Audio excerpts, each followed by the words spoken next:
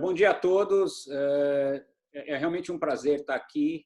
It's a real pleasure to have Professor Libby. Actually, what Chagas did, he overinflated our Tuesday morning meeting. Usually it's a meeting where we discuss a paper or a clinical trial. And actually, the merits for this are from Viviane, because she had the good idea of inviting Peter to present at our meeting. And it's really a great opportunity to have this together with the Department of Atherosclerosis, so we can spread the information all over the country. So, Peter, thank you so much for giving your precious time. I know how busy you are, so it's very nice. And just like to say a few words about IAS, because you can see my logo here, and actually Peter and I are working together in IAS, and he's going to be the next president. And I'm very honored to really being able to work with him. So, okay, so I don't know, Peter. Go ahead, please. Yes, Raul. Before to give the word for Peter, I really wanted to thank you, your group, and also I wanted to express to the International Atherosclerosis Society our gratitude. Since this month we started to have the letter from the EIS to all our members, and it's for the Department of Atherosclerosis of Brazilian Society of Cardiology. It's a great honor to have at the same time the acting president, that's Professor Raul Santos, our little Raul, and the future president, the president-elect, Professor Peter Libby, at the same time in a meeting of the Department of Atherosclerosis. And also, I think that to start this meeting, we need to recognize Professor Peter Libby. As you know, Professor Peter Libby is an honorary member of the Brazilian Society of Cardiology. I remember when 10 years ago, during the Brazilian Congress of Cardiology in Salvador, we gave it to Professor Peter Libby this big honor to be an honorary member of the Brazilian Society of Cardiology. And also I wanted to remember that just after that, at the end of my turn as a president of the Brazilian Society of Cardiology, with the good help and all the efforts from Professor Peter Libby, we start the program that the Jorge Paulo Lemann Scholarship for the Brazilians, who continue to be a very important program of postgraduate people. We had more than 20 people right now that complete the program with Professor Peter Libby. We had the opportunity to prepare a symposium for the next month. Unfortunately, with the COVID-19 pandemic, we decided to postpone. But of course, this is one of the most important help for the Brazilian new research, and we want to recognize the fantastic work and the fantastic help that Professor Peter Libby are doing for the Brazilian young physicians and young research. Peter, our compliments and our thank you for all your efforts for the development for the Brazilian cardiology. Great, well, thank you very much. It's a pleasure to be with you, even if only virtually. I think I had planned 3 trips to Brazil that have been canceled because of the COVID-19 epidemic. And both of our countries are now very much in the middle of fighting the COVID-19 epidemic. So I thought it would be appropriate to share some experiences and to put the COVID disease into context of inflammation biology in the cardiovascular system, which, as you know, has been an enduring interest of mine. These are my financial disclosures. I don't take any personal compensation from pharma device companies, but I am on the board of a small biotech and have a financial conflict of interest, although they don't have a product yet. I hope they will one day. So I want to start out by putting the idea of plagues into context. When during my formative years in the 1960s, there was a great public interest in the idea that the human population on the planet Earth was outstripping the food supply and that we were facing a race to oblivion. And that actually didn't come to pass. The population bomb did not detonate. And that would have been no surprise to the British economist and philosopher Malthus, who in Victorian times came to the idea that there would be a catastrophe before population outstripped food. And he listed 3 different kinds of historical catastrophes that would limit overgrowth of the population: war, famine, and disease. I think he put it pestilence originally in his book. Now, why would Malthus be so clairvoyant? Because as he was in his formative years, he was reading Daniel Defoe's Journal of the Plague Year, The Great Visitation in London in 1665, and it was very much in the front of mind that plagues could happen and decimate the population and hold it in check. This is one of the editions of Daniel Defoe's Journal of the Plague Year. This is personal protective equipment in the Middle Ages, when the physicians would dress up like this to protect them from the contagion. Of course, in our era, the great philosopher and novelist Albert Camus dealt with the plague in his post-war novel, La Peste. And when I read this as a student, I took it very much as an allegory. It didn't occur to me that I would find myself in the middle of this kind of Bruegel triumph of death, which is overtaking far too many of our countries now. So from a historical perspective, we should expect plagues like the one that we are living through now. They seem to repeat themselves with about a 100-year cycle in modern history. 1720, 1820, the cholera plague was contemporaneous with Malthus. The Spanish flu of 100 years ago, and now we are facing the coronavirus. This is a picture that was recently published in the New England Journal that was taken in 1918, very close to where I work in Brookline, Massachusetts, showing the emergency hospital and now the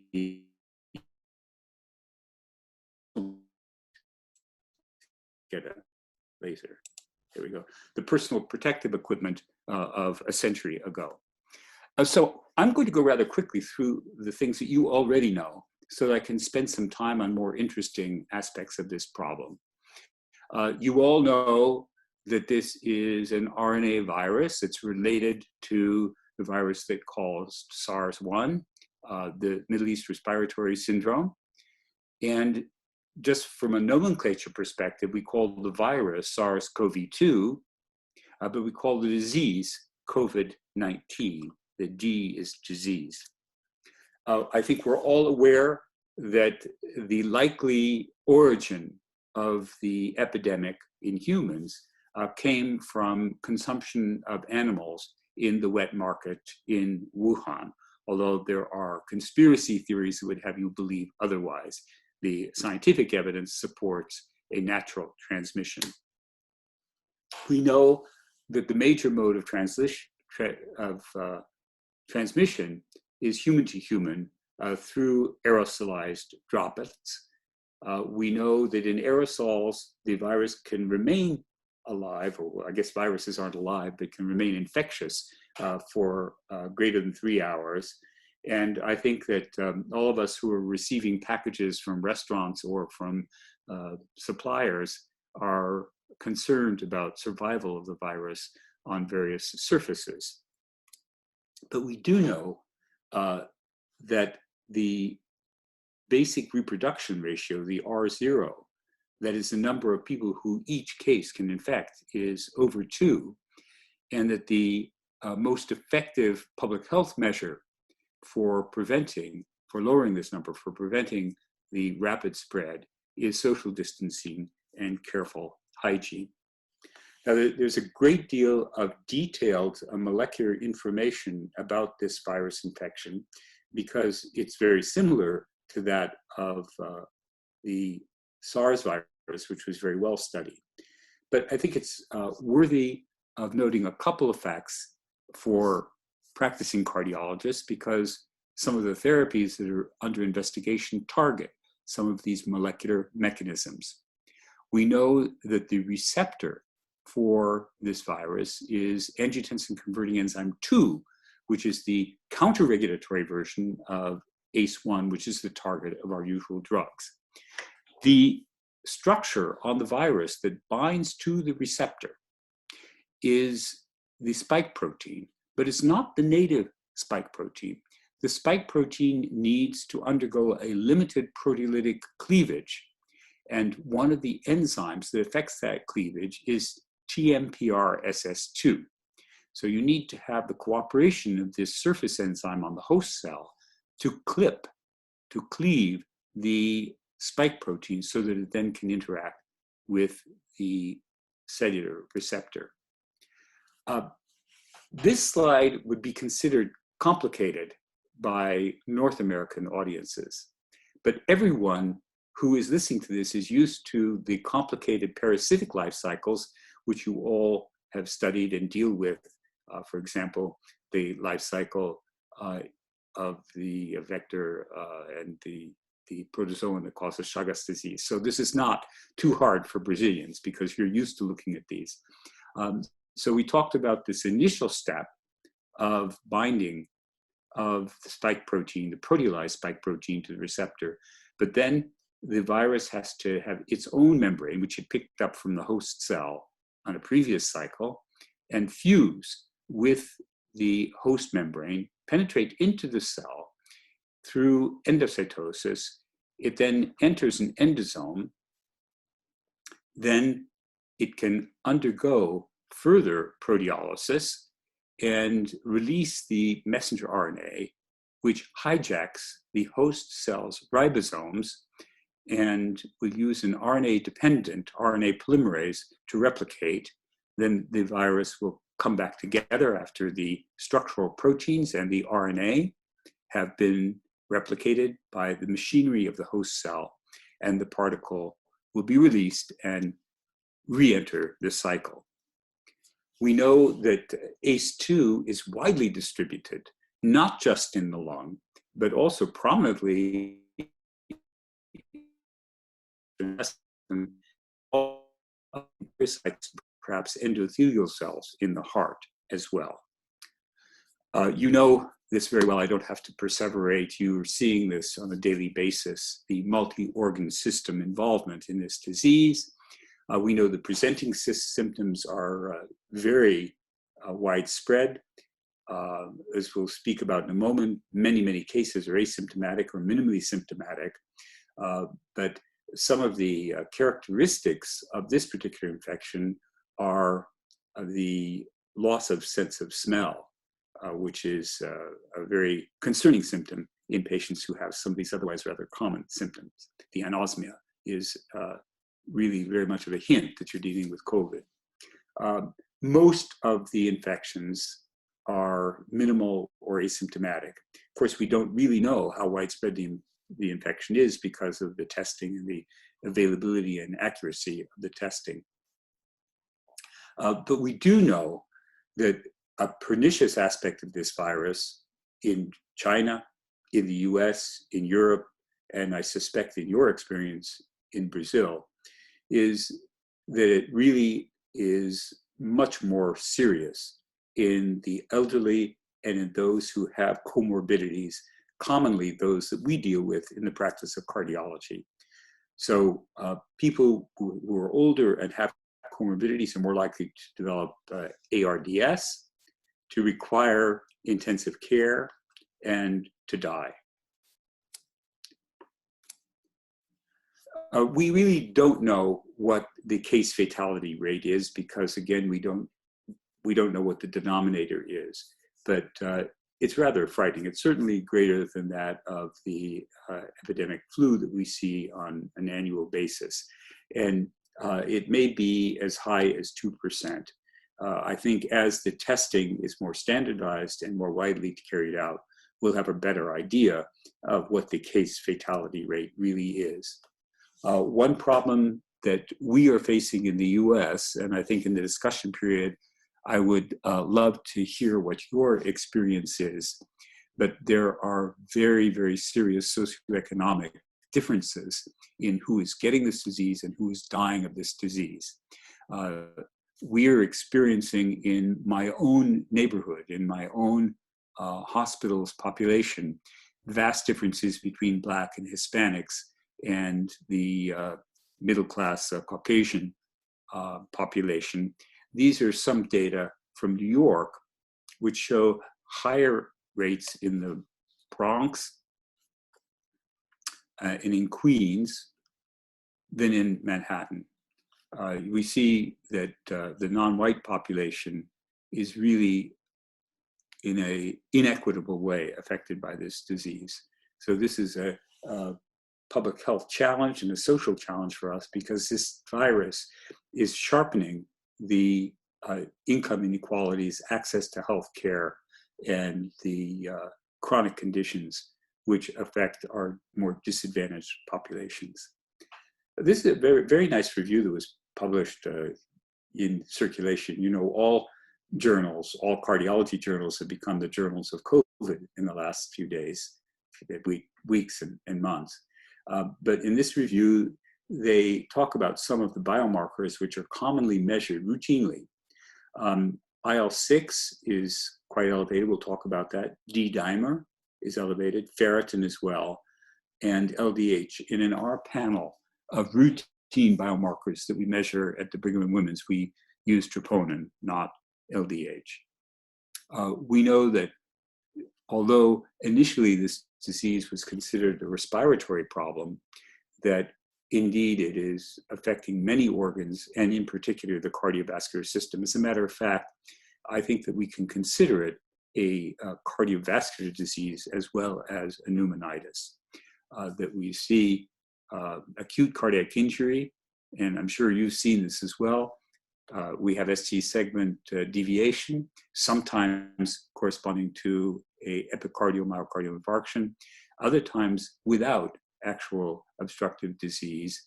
We're seeing the Takotsubo, stress cardiomyopathy, a lot of electrocardiographic abnormalities. We're seeing arrhythmias, and of course, in the late stages, shock.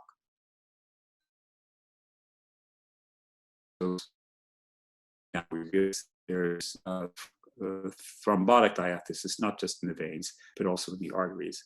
And we're really learning together about this disease, its time course, the severity, the predictors, and what's frightening is the mid-range and long-term outcomes.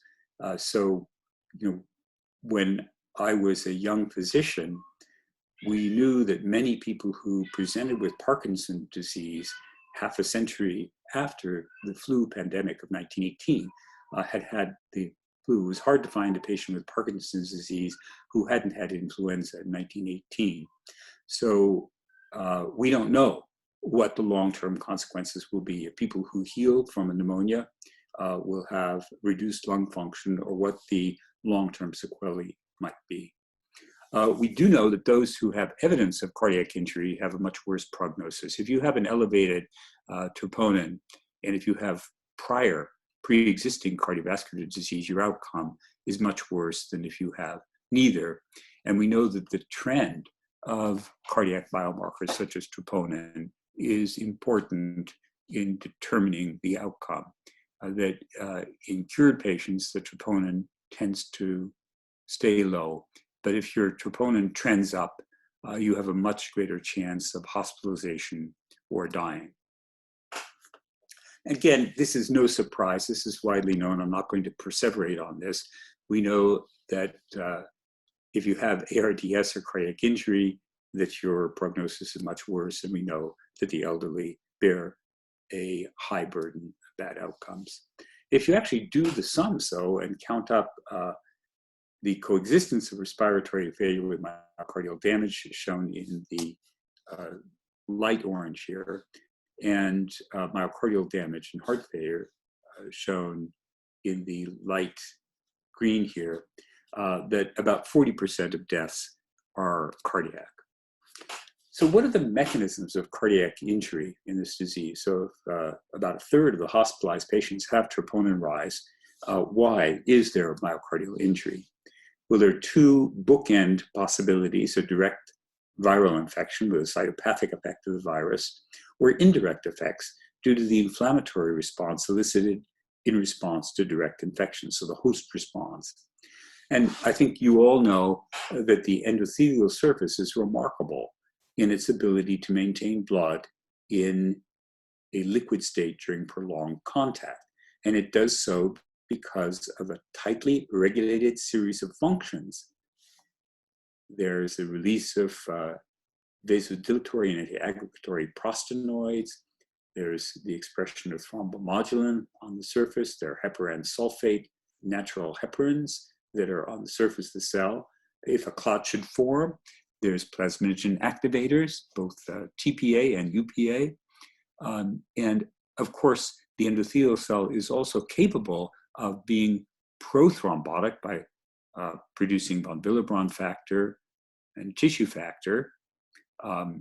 It releases von Willebrand factor when it's activated, and it can express tissue factor when activated by pro-inflammatory mediators, and also can produce locally the major inhibitor of our own fibrinolytic system. So there's a very tightly woven balance at play on the surface of the endothelial cell to keep blood from clotting and to digest quickly any stray clots that should form. I've actually been interested in this interface between acute infection and endothelial thrombotic balance for many years. Back in the 1980s, I could not publish my work in the cardiology literature because no one in cardiology was interested in inflammation in the 1980s. You see here, I published this paper in a pediatric infectious disease compendium, the roles of the endothelial cells in septic shock. Now here, the trigger was gram-negative endotoxin, but the pathogen-associated molecular patterns that are associated with viral infections can also elicit the same wave of pro-inflammatory cytokines that in the 1980s were strange. Now they're part of the daily common parlance in biomedicine, tumor necrosis factor and interleukin-1. And these are the factors that tip the balance in an adverse way between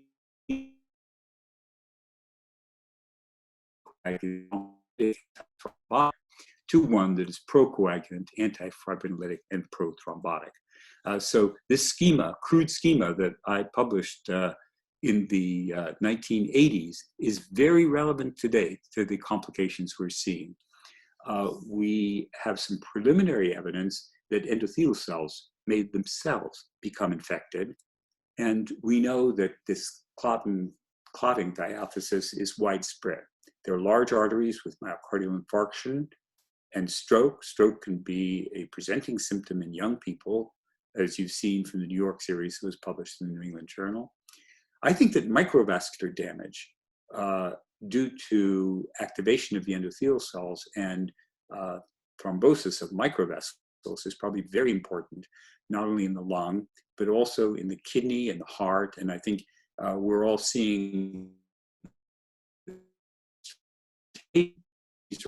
or concomitant finding the COVID toes, which probably is like libido reticularis or the cholesterol emboli, very similar kind of distribution of the ischemic lesions that probably reflect microvascular thrombosis. And of course, we're seeing plain old venous thromboembolism in the systemic veins with pulmonary emboli. This is a very recent publication, probably not in print yet, from a German experience showing the surface of the lung with the pneumonitis, evidence for the pneumonitis grossly. And here in the greater veins, we see the clot, and here in the pulmonary artery. So this is an all too common finding in these patients. And it's not just due to their being sedentary and inactive in the hospital. There is a heightened thrombotic risk, as is reflected by the D dimer. Some of the myocardial injury may be due to a direct cytopathic effect, as you can see here, of the virus. Again, this is a long-term interest of mine, one that has come to the fore recently, but here in the 1990s, our National Heart, Lung, and Blood Institute asked me to chair a panel to look at the role of infectious agents in atherosclerosis and restenosis. And we very clearly enunciated in this publication in 1997 the idea that infection could precipitate acute ischemic events.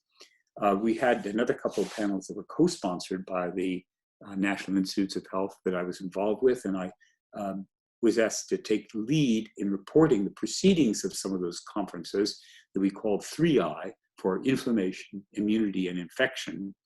And in this recent publication, we have much prettier pictures than I published in the olden days.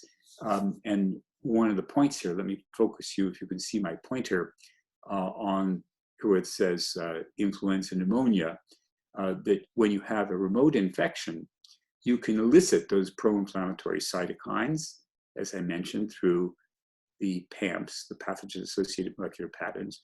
And when we have the prepared soil of the pre-existing atherosclerotic plaque, we can aggravate the activation of the cells that are lying in wait, perhaps quiescent or with a smoldering inflammatory situation, and cause what I call an echo that can prompt a plaque disruption and a type 1 myocardial infarction. But of course, when we have an infection and the response of the host to the infection, it can make a perfect setup for a type 2 myocardial infarction and increased demand. We have tachycardia, which increases myocardial oxygen requirements. We have a fever, which causes a hyperkinetic state and puts a strain on the circulation, as well as increasing metabolic needs. And on the other hand, we have diminished oxygen supply when we have a patient who has shock and a diminished perfusion head for the coronary arteries, and hypoxemia can lead to a perfect storm of increased demand, decreased supply, leading to myocardial ischemia. So the mechanisms of cardiovascular complications include this imbalance between supply and demand of oxygen, accelerated atherosclerosis due to direct infection, or more likely an echo of systemic inflammation in the artery wall. We have vascular dysfunction. I just heard you're going to be hearing from Chico Laurindo, who will talk to you about the oxidative stress in the endothelium. And we have the thrombotic diathesis that we already discussed. So I published a bit of a thought piece, as many are these days, in our Basic to Translational Science open access journal of JACC. And I went out on the limb by saying, yes, there are some cases of fulminant viral myocarditis. They're pretty well documented, but really the bulk of the cases that we're seeing, and I'd be very interested in your experience in Brazil, is a type 2 or type 1 myocardial infarction with secondary myocardial involvement. And perhaps in some cases, there's a little viral infection and some kind of a mix of the direct effects and the secondary effects. And I think one of the things we need to do is find the data to substantiate this model and help us guide our therapy. Very important from practical perspective is that not every ST segment deviation should cause you to rush the patient to the catheterization laboratory, because of course that involves having people to transport them. If they're on a respirator, it becomes very complicated. We had a big problem with our respiratory therapists. They were rate limiting. We had more doctors than respiratory therapists during the peak of the epidemic. And activating the cath lab for patients who have ST segment deviation that's not due to acute ischemia is a problem. So we can discuss how we're dealing with that locally, what we've learned and compare some of our practices. Well, of course, you are day-to-day involved in the management and therapeutics, and I'm not going to spend a great deal of time on that because we're all in the same boat. I do want to tip my hat, though, to some of our current fellows who are just amazing.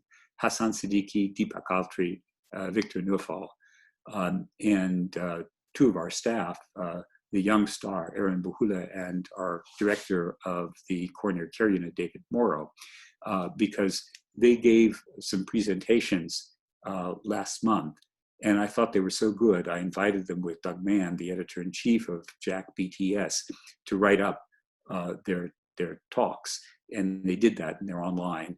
And my commentary that I just went over accompanied their paper, but some of the slides that I have were prepared by Erin. But this is a slide that was prepared recently by one of our fellows in the research laboratory working with my colleague Gopi Kashi. And this is really interesting. If you go on the clinicaltrials.gov website and you just query what's up with COVID, it was probably about 1,000 trials, which is already a lot 5 weeks ago. And now I think it's over 3,000. You can check today, but it's going up really, really rapidly, the number of clinical trials. We did a slice in time just a few weeks ago, and medical interventions were over 1,000 trials. Most of them are small. A lot of them are uncontrolled. And we really need, it's a shame if we have this disease with so many questions, so much equipoise, such ignorance, and we aren't really trying to learn with our sharpest tool, and that is the randomized controlled trial. We really need to up our game. So for treatment, there's the usual stuff that we do in the CCU, including mechanical circulatory support. But where we really need to learn is in the specific therapies for this disease. Should we use therapeutic anticoagulation? Is there hope for antivirals? And in the patients who have advanced disease, should we use anti-inflammatory therapies? So what are some of the stages that we can attack this virus at? Well, I went through this initial step of the binding and the internalization.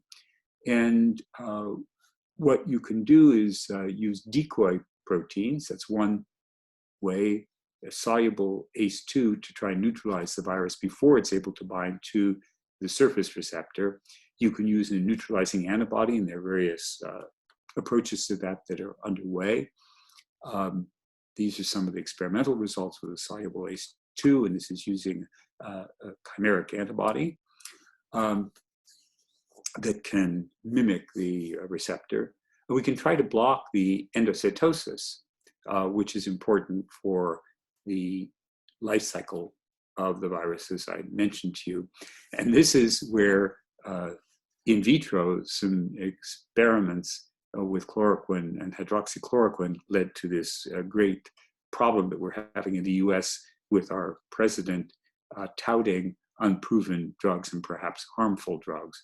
Also inhibitors of the enzymes that make that proteolytic cleavage of the spike protein to activate it are another possible target. So here are some of the trials that are using those modalities. When this chloroquine thing came up, I remembered that back in 1980, I published a paper in Cell where I was using chloroquine in order to slow down endocytosis and lysosomal function in my studies of the in muscle cells. So chloroquine's been around for a very long time. The idea that it can poison the lysosome system as a weak base, just accumulating. The cells develop, the lysosomes balloon up. It's amazing. And so back in 1980, I was working with chloroquine because of its effects on this endosomal system. But of course, one of the problems is, particularly when you combine hydroxychloroquine with the macrolide azithromycin, is you have a prolongation of the QT interval, and we're seeing now excess arrhythmias and even excess death in patients treated with the chloroquine, hydroxychloroquine. This is the paper that our fellows and my colleagues published, and makes the point that you can block the proteolysis, which is important in the intracellular part of the life cycle of this virus with protease inhibitors, in analogy to what has been very successful with HIV. And there are a number of these protease inhibitors that are being repurposed and studied for application to SARS-CoV-2. Then, of course, we can poison the RNA-dependent RNA polymerase with nucleotide analogs, including remdesivir. And the NIH trial the initial NIH trial has shown a glimmer of hope for remdesivir with a shortening of the time to improvement and a not quite significant decrease in mortality, but we'll learn much more about remdesivir and other nucleotide analogs. This is the FDA update from a few days ago, permitting the emergency use of remdesivir for COVID-19 treatment. One of the big issues that came up clinically in the very beginning of this community spread of this epidemic was whether or not ACE inhibitor or angiotensin receptor blockers could actually be harmful, because there's experimental evidence that you can have a compensatory increase in ACE2, the virus's receptor, when you inhibit ACE1 with ACE inhibitors or ARBs. So this is a big problem. And in fact, with my own patients who had a blood pressure monitor at home, I was suggesting in the first weeks and days of the community spread that they might stop their ACE inhibitors or ARBs. But very rapidly, we accumulated evidence that actually continuing angiotensin-converting enzyme inhibitors and ARBs were beneficial. So there was Italian experience. Here is some US experience. And here is our own group. Mandeep Mara, my colleague, director of our advanced heart failure section, was able to compile a collection of patients showing that actually outcomes are better. So I communicated with my patients who were monitoring their blood pressure and telling me how they were doing off of their ACE or ARB and said, go back on it. Okay? So that's a lesson, by the way, in humility that we must always keep, again, at top of mind when we're dealing with an unknown and mysterious new entity such as COVID-19. I'm not going to go through all the literature about the thrombotic diathesis. We already discussed the mechanisms, and I think you were probably experiencing this. The question is, what do we do about it? And so I'm very proud of our thrombosis research group at the Brigham, which is led by Sam Goldhaber, but one of our younger colleagues, Greg Piazza, now has proposed four different studies, ranging from outpatient studies to very sick patients on respirators in the ICU. One of the biggest, which has been proposed, is a 6,000 person trial where they're randomizing patients to apixaban, aspirin versus placebo, and going to look at outcomes to guide us in what we can do to prevent this diathesis. And this is a resource to know what our latest thoughts are, because, as you say, we have to be humble. Things are changing as the evidence evolves hour to hour in this experience. And the Brigham does have COVID-19 clinical guidelines, which are updated on a daily basis, and which can tell you what we're doing with these various things. We also are having extra hospital rounds was unheard of before COVID, where we got the Mass General, the Brigham, and our competitor, our arch competitor, Beth Israel, even though they're a block away across the street from where I work. We are very competitive in the marketplace, but we're having joint grand rounds on Thursdays at 8 o'clock. And last week it was on renal complications, the week before on cardiac complications. And it's amazing to see people who are fighting tooth and nail over getting cases for their practices actually cooperating when we have a public health crisis like COVID. So, of course, I lived my life for dealing with cytokine storm, which is what we unfortunately experienced in the very late stages of this disease, as you know. What is cytokine storm? Well, we have this, again, Mandeep Mara and our fellow Hassan Siddiqui put this together.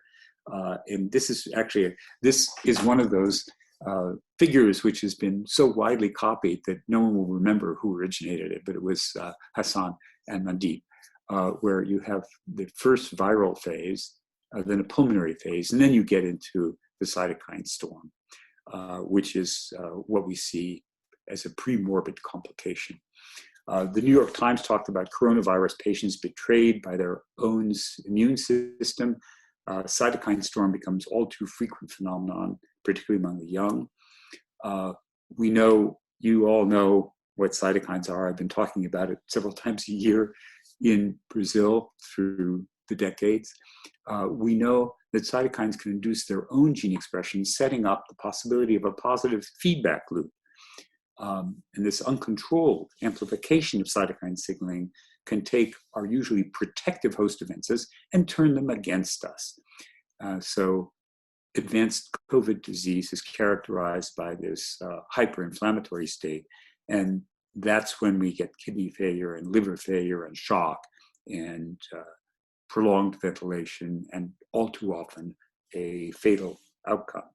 Now, it's interesting to go back again to the 1980s when I was laboring in inflammation in vascular cells and worked out some of the basic biology about this positive feedback loop. It was our group that showed that IL-1 can induce its own gene expression. We showed that IL-1 can induce IL-6. And of course, IL-6 is what triggers the acute phase response, which boosts the production by hepatocytes of fibrinogen, the substrate of clots, and also increases systemic PI1. I talked about endothelial surface PI1, local inhibition of fibrinolysis, but we can get systemic inhibition of fibrinolysis when we have an inflammatory state that is distal to the inflammasome IL-1, IL-6 system. Just for vanity, let me say this is the one of the first experiments to show that IL-1 can induce its own gene expression that we published in 1987. This is when we showed that IL-6 can be induced by IL-1. This is a logarithmic, double logarithmic scale, a log-log scale. So huge amplification of inflammation. So we were prepared for this idea of cytokine storm. IL-6 does a lot of stuff, not just triggering the acute phase response, but affecting many, many other things. This is a review by Kishimoto, who is one of the heroes of IL-6. Viviani and I published this a couple of years ago, where we said all roads lead to IL-6, that interleukin-6 is a central hub in cardiometabolic signaling, and talked again about the acute phase response and the activation of non-immune cells through trans signaling. So I just refer you to this brief commentary if you'd like to learn more about IL-6. So this is from the Chinese experience, looking at biomarkers of inflammation. As you see, the people with more severe disease in red in panel A had higher IL-6. There also seems to be a counter-regulatory response if we look at B with the anti-inflammatory cytokine IL-10 trying to combat the pro-inflammatory state. It's interesting is in this particular study, we have a big elevation in IL-6, but not so much of TNF. Here we're looking in a German study that is in bioRxiv, probably not in press yet, looking at the prognostic complications of IL-6. And you see that those who have elevated IL-6 at first assessment or just before they are intubated have a much worse prognosis. And there's a couple of studies, one recently published in The Lancet with anakinra, which blocks IL-1 alpha and beta, tocilizumab, and there are also studies with sarilumab, which is another anti-IL-6 receptor antibody, showing some improvements in physiologic parameters such as the inspired oxygen concentration and the reciprocal increase in oxygen tension if we treat with tocilizumab. CRP comes plummeting down, as does the fever. Okay. So we're in a rapidly evolving landscape with this disease. We're all learning together. We have a tremendous amount to learn. And I think that we really need to work together. Randomized controlled trials, because that's the only way that we will learn, not from cases, not from small series, not from uncontrolled studies, from those without randomized allocation. So I think we really need to be very careful moving forward and cooperate to combat this disease. I'd like to close with a few comments about the new world. We're entering a new world. Tom Friedman, who's a thinker who writes for the New York Times, said back in March that there's going to be a new historical divide before COVID and after COVID. And what will after COVID look like? Will we be learning and teaching remotely more than we have been? Will we be providing more of our care for patients remotely? And I'd love to have some discussion with you about how COVID-19 has changed your practice locally. This is a paper from Tim Henry and our colleague at the Mass General. My collaborator, Farooq Jaffer, was a collaborator in this consortium of a number of Midwestern and Eastern centers in the United States, documenting an amazing phenomenon that I would never have predicted.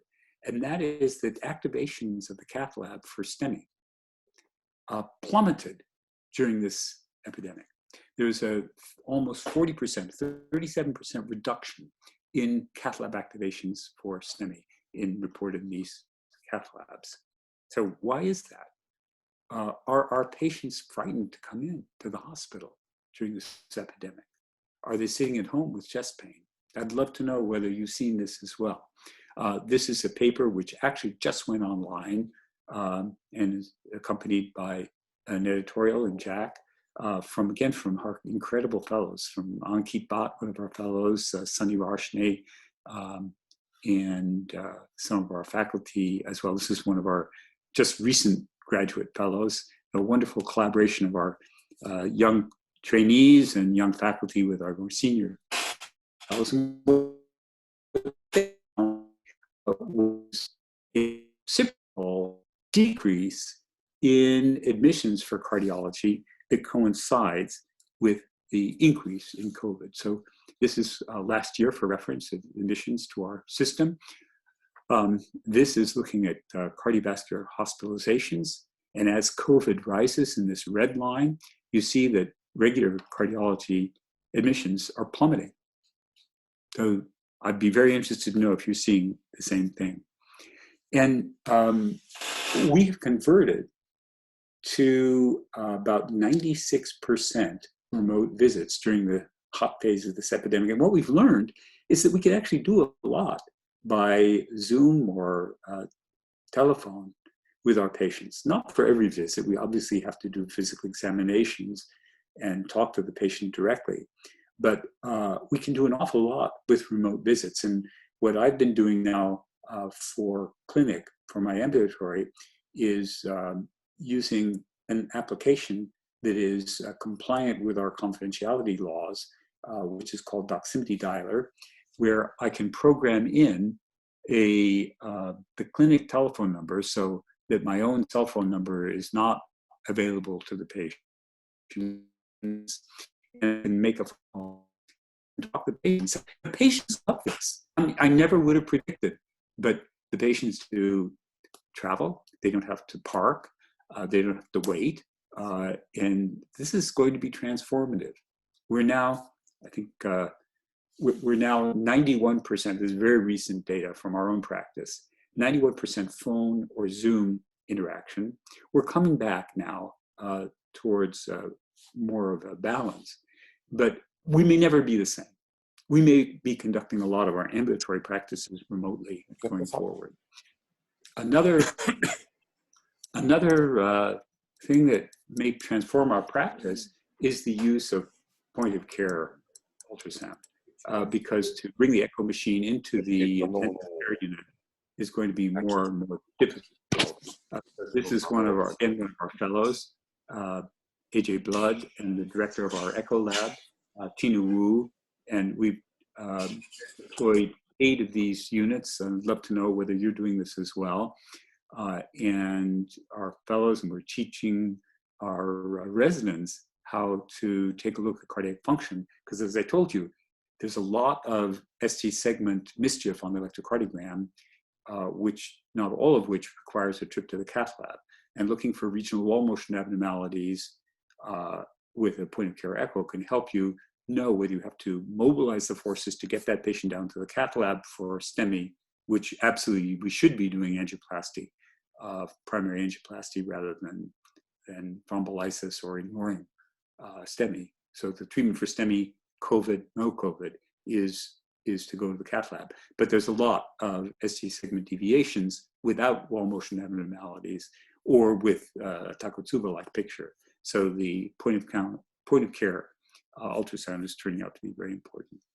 So we're going to be entering the after COVID era sometime. I hope it's sooner rather than later. And I think that after COVID, things will never be the same. I think it's going to change the way we teach, the way that we learn, and the way that we practice. And sometimes tragedies and crises have a silver lining practice because we've been forced to reevaluate our tried and true measures and crawl out of our comfort zones. And maybe we will take some of this tragedy and some of this complication that we faced, and we will learn from it. So friends, stay safe, stay well, and we'll get through this together. Thank you very much. Thank you very much, Peter, for this superb masterclass at this time of the pandemic of COVID-19. I really wanted now to ask Raulzinho and Viviane to share the discussion that we will have after your fantastic presentation. Also, I really remember the cytokines storm. For years and years, we were looking, you talk about that. And remember that is very, very new for this. The old things are really very new for this important disease. Raulzinho and Viviane, please. So, Peter, thanks so much for the amazing presentation. We enjoyed that very much. And we really summarized what we know and what we don't know about what's going on. So it's amazing. So I'll leave the floor now to Viviane so she can speak with you a little bit, because actually it was her idea that we had this meeting. So Vivi, please.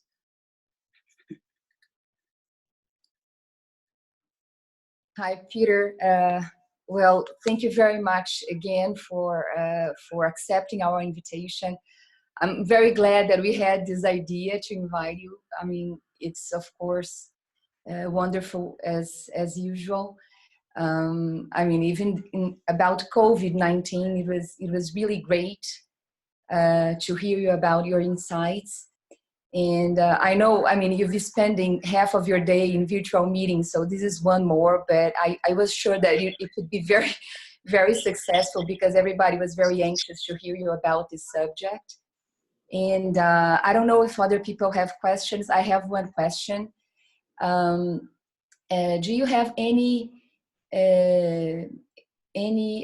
news on the role of genetics? Because, of course, it's very surprising, not surprising, but it's very impressive to all of us how some young people have very, very intense reactions, inflammatory reactions, and with, you know, fatal outcomes, even if they don't have any comorbidities before. And I wonder that this has something to do with their susceptibility to an intense inflammation. So I wonder that if people that have susceptibility to higher IL-6 levels, for example, would have more susceptibility to this inflammatory cytokine storm. What are your insights about that? Do you have any news or on papers or manuscripts that have been written on that? I think there's sort of three answers to this very important and insightful question. One has to do with susceptibility to viral infections in general. Why is there this heterogeneity in the population? And so I'd like to take you back to some really fundamental immunology. And that is, why do we have such polymorphism in our major histocompatibility complex? You know, the transplantation antigens were not selected for to frustrate transplantation surgeons. They're there for a reason. There was some value that was accorded to having a wide variety of different haplotypes of the HLA, class 1 and class 2 histocompatibility antigens in the population. And one of the very profound thoughts of contemporary immunology is that this very polymorphism may assure that there are some survivors for every new Andromeda strain, every new virus. And that is that we have this random allocation of the structures which construct our adaptive immune system, and they may interact with specific antigens in different ways, so that when we have a bottleneck in the population due to some plague, that there are some survivors to reproduce and propagate the species. So that may be why in natural selection we have this such disparity in the HLA. And I think second part of the answer is that I'm sure there's going to be a lot of genome-wide association scans that will be done, and we'll see whether the HLA is out of that or whether there are controls on IL-6. You know, we published some very good Mendelian randomization showing some of the variants in the interleukin-6 system can have relation to outcomes. So we'll learn about the modulating genes that are the volume control on the inflammatory response. Since so that the somatic mutations in clonal hematopoiesis are much more common in the elderly, with an inflection point around age 70. There are groups all over the world scrambling to see whether, if you have these somatic mutations, not germline mutations that you inherit from mom or dad, but acquired mutations with age, whether they render you more susceptible to the virus. So there's three answers to your question. By the way, I have to apologize. I just realized in the middle of my talk that I'm connected to the wrong network. And I apologize if there's been any dropout because I'm not on my strongest network. I hope it was serviceable. But I booted up my computer just before logging in and forgot to check that I was on the right network. Okay. So no problem, Peter. May I just ask one question? If you take a look at those studies that were just published showing the association of some treatments with a better outcome, you showed us the one on the ACE inhibitors, right? What about statins, right? Actually, those two papers, one in JAMA, the other one in the New England Journal, suggest that actually statins may be protective in this situation. Can you comment about this, please? Yeah. So the issue here is always confounding by indication, right? In other words, our patients who are taking statins, do they have better access to care? Have they had their comorbidities better treated? Are there other health promoting behaviors that they are engaged in? The statin treatment is a marker rather than causal. So we really need randomized trials. It's interesting that one of the Lehman Fellows, current Lehman Fellows, told me that he's been in conversation with people at Einstein about doing a trial and how we could get that funded. So this is Antonio Fagundes from Brasilia, who's a current fellow and who's thinking about how we can have a collaboration north-south to actually do a randomized trial to see, I suppose, whether initiation of statins in patients who have COVID-19 can improve outcomes. And of course, there are reasons to believe that that might be the case, because the statins, in addition to lowering LDL directly, can have direct anti-inflammatory effects, for example, by interfering with the prenylation of small G proteins, RAS, RAC, and Rho, and by induction of transcription factors such as the Kupffer-like factor 2. So there's very good reasons to think that statins could be anti-inflammatory and could help modulate some of the response to the disease.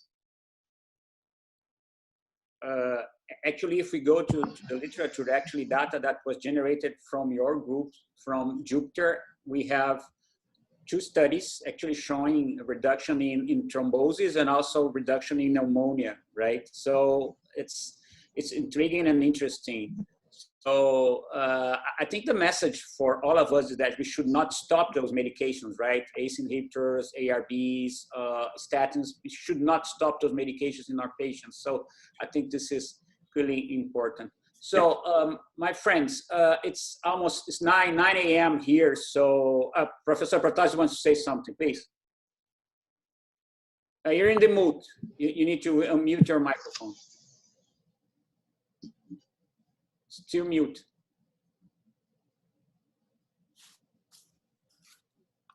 Hello. Okay. Go ahead, please. Hello. Are you listening? Yeah, we can hear you, Protásio. Okay. Peter, congratulations on this wonderful talk. Many of the issues that you mentioned, we are seeing here in Brazil. One of the things, it's not only the cardiac patients who are not going to the hospital, but many other patients as well. For instance, people with pulmonary cancer who need surgery are avoiding hospitalization. So I think we'll have a major change on the way we practice medicine, as you said. My question is not exactly on your topic, but since you are in the middle of the research, I would like to hear a word from you about vaccines. What do you think?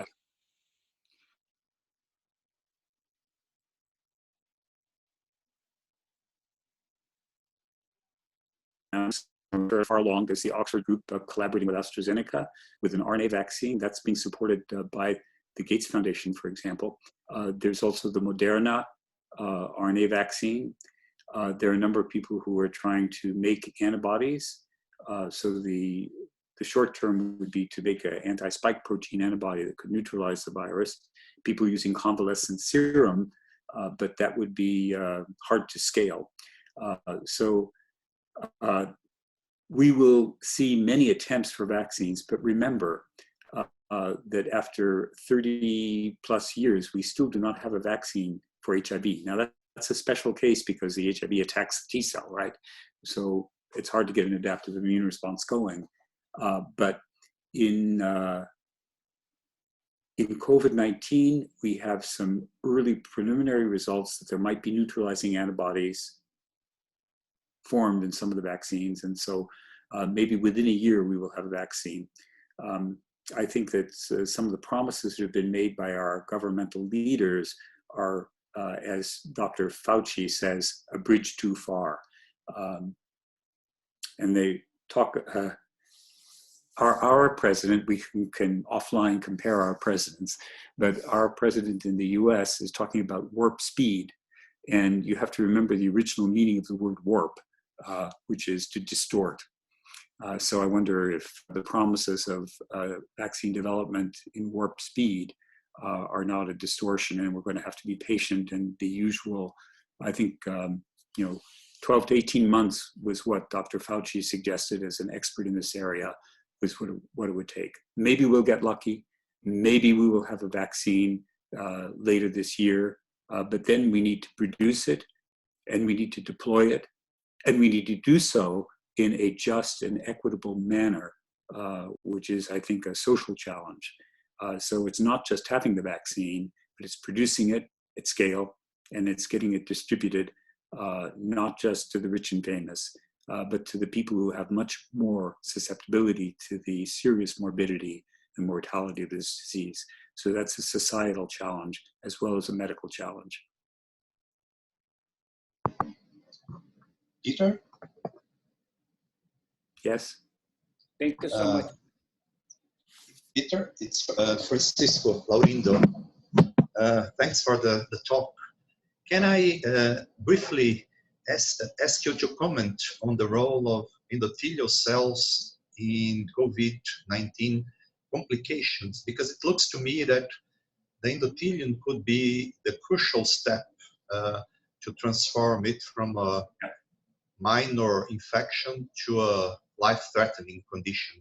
Yeah, I agree 100%. I'm writing an opinion piece that's exactly on that theme. I think that this is not just a respiratory virus. It's actually the complications are largely due to endothelial activation. I discussed explicitly how that's so in the coagulation and fibrinolytic aspects and the thrombotic diathesis, but also clearly endothelial barrier function is affected, and that is one of the reasons that you get the ARDS picture.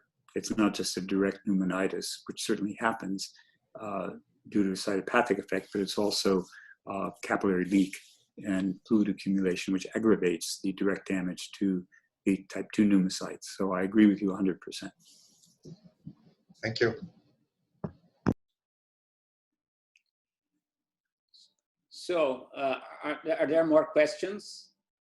It's 9:06, so I think all of us have to work. So Peter, I'd like to thank you very, very much for the possibility of having you here today, and it's a real pleasure, and we're very honored that you can attend to our Incor Lipid Clinic meeting that was, as I said, overinflated by Chagas' goodwill of really taking it to Brazil. So again, my friend, muito obrigado for helping us. So Chagas, do you want to close the meeting, please? Thank you very much, Raul. And just to inform you that your lipid clinic meeting had 126 persons participating this morning. I think that was Peter, the reason for that. And I really wanted to thank everybody for the participation, and special thanks for our dear friend, Peter Libby. Remember, Peter, you are really part of the Brazilian cardiology. You are a very good friend. And really, I just want to say thank you. Thank you, everybody. And the record of this meeting will be available at the site of our Department of Atherosclerosis as soon as possible, okay? Good morning, good work, and be safe. Bye-bye, pessoal. Bye-bye. Tchau. Obrigado. Obrigado a todos.